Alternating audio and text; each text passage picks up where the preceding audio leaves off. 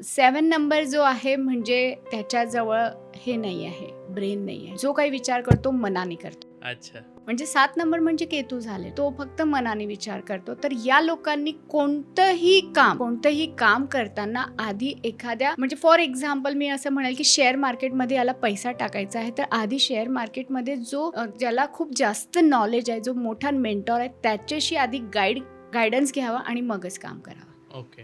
7 नंबरवाल्यांनी कोणताही मोठा निर्णय स्वतःहून घेऊ नये. 2-3 जणांकडनं आधी गायडन्स घ्यावा, सल्ला घ्यावा आणि मगच काम करावं. कारण त्यांचं चूकच हे होते की हे चुकीचे निर्णय घेतात, मग यांचा पैसा अटकतो आणि मग लॉसेस खूप होतात यांना. मी 7 नंबर आहे.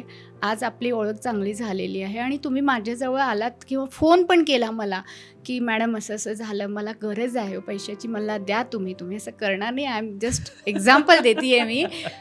तर मी स्वतः देऊन टाकेल तुम्हाला आणि ते माझे पैसे गेलेत, बुडालेत. ओके. आणि त्याच्यातही जर मोबाईल नंबर 27 आला मग तर कधीच मिळणार नाही. 7 नंबरवाल्याच्या मोबाईल नंबरमध्ये 27 असेल मग तुम्हाला पैसा मिळणार नाही. 27 ज्याच्या मोबाईल नंबरमध्ये असतो त्यांनी लोकांना दिलेला पैसा हा लवकर मिळत नाही.